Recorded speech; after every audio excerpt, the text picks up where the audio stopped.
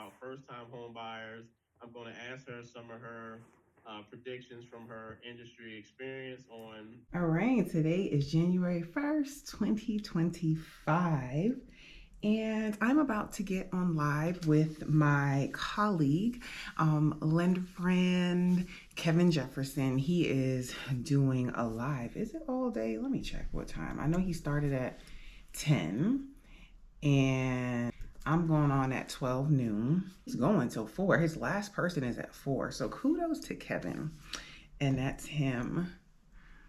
Right here, they are on live. So it is 11:46. So I'm preparing. Let me show you. I'm recording this on my GoPro. So I'm gonna have, we're always getting content, okay? We are always getting content. So this is gonna be for the video. This is going to be for shorts.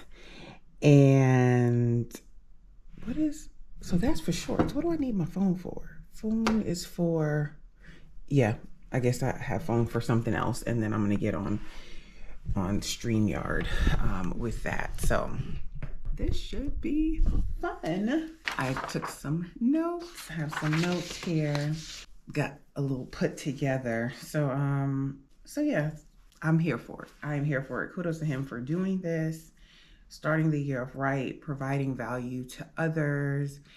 Appreciate him for pulling me in. Normally on the first, I'm like not, doing things. I said, as long as I don't have to leave the house, Kevin, you can count me in. At first, I thought he was gonna have me on at 10. Thank God he said 12. So I was like still able to sleep in. And today I just plan on, I'll be working on goals. Today is going to be goals. Lord, please let me get my goals. Like, I've worked on it. I know what the goals are. So that has been a work in progress, but I actually want to get them on calendar to know, okay, this is what I'm working on Q1, Q2, I want to break it down and have it in my calendar by week. So yeah, that's what today's going to be, but we're going to go on this live, be on there for an hour, and then go from there. All right, so stay tuned. Now we're going to bring in one of my partners who I've done deals with, and we talk, a fellow YouTuber as well, Natasha Bazil, great real estate agent. She keeps it real. She's put out a book. We're going to talk to Natasha about first-time home buyers. I'm going to ask her some of her predictions from her industry experience on, what she thinks the market is, what the market's going to look like. If you guys have any questions pertaining to home ownership, Natasha is very skilled, great agent, and she'll give you the real. Like, she's not going to give you fluff just to try to get your business. She's going to tell you, yeah, we can do it. You might want to wait. So I'm going to bring Tasha on. Hey, Tosh. Hey, thank you for that wonderful introduction. You know, I had to get some pictures, right? So how you been? Listen, we made it to another year. Happy New Year. Happy New Year. Happy New Year. I want to first say thank you for giving me some of your time on New Year Day. Um, I definitely wanted to make sure I had you on because I love your insight. Like, we have conversations, and you be like, "Bruh, these streets ain't right." You know what I mean? Like, we have real conversations. Um, so first of all, tell a little bit about who you are. Okay. All right. Well, hello. I am Natasha Bazil, realtor, associate broker. This is my 14th year in real estate. I specialize in new construction, relocation, dual moves. Someone's selling their starter home, buying their next home. However, I have sold all over Georgia. I'm licensed in Georgia. I have sold all over Georgia, and I have worked with all types of transactions. Okay. All right. Well, hello. I am Natasha Bazil, realtor, associate broker. This is my 14th year in real estate. I specialize in new construction, relocation, dual moves. Someone's selling their starter home, buying their next home. However, I have sold all over Georgia. I'm licensed in Georgia.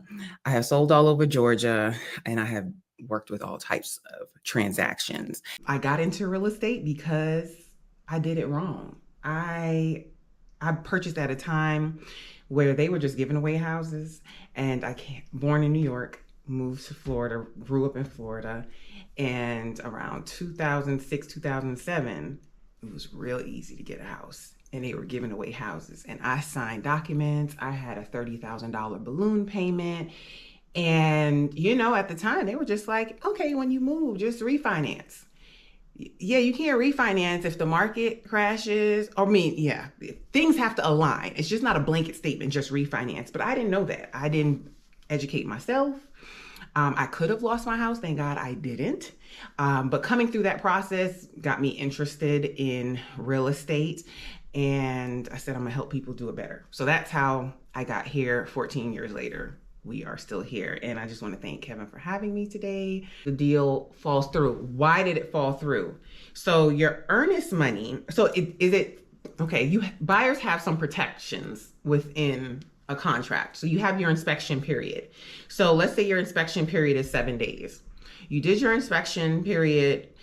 You got the inspection report back. We identified, okay, these are the 5 things. These are the major 5 things that we are going to ask for. We're not asking for, oh, we don't like the paint color. That is cosmetic. We are looking for, listen, the AC was not working when the home inspector tested it. Not that the AC is old. And Kiana mentioned that before, like with the roof. Just because the roof is old doesn't mean it needs to be replaced. So just because something is old doesn't mean it needs to be replaced. But if it's not working, so seller, this was not working. We need it to either be replaced or fixed, and we're going to spell that out. But we did all that, and we could not come to an agreement. Or maybe sometimes the seller says, hey, I'll do 4 out of the 5 things you asked for, and that's fine. But let's say we could not come to agreement and you cancel within those 7 days. That was your inspection period. You can get back your earnest money. If you wait till day 8, 9, 10 to decide, yeah, I don't want to go through with it. No, you will not get back your earnest money because you are outside of your inspection period. Another protection is your appraisal period. You have a certain amount of days to operate within your appraisal period. So when I spoke about what an agent is doing, how I'm assisting you, one of the things that we're tracking are these deadlines. So when we are saying, okay, we need to go ahead and schedule inspection, if the inspection period is 7 days, we're not scheduling the inspection on day 6. Like, we need to get this done so we can get the report back, we can get it to the seller, we can get everything done within the timeline so that if anything happens, you can terminate.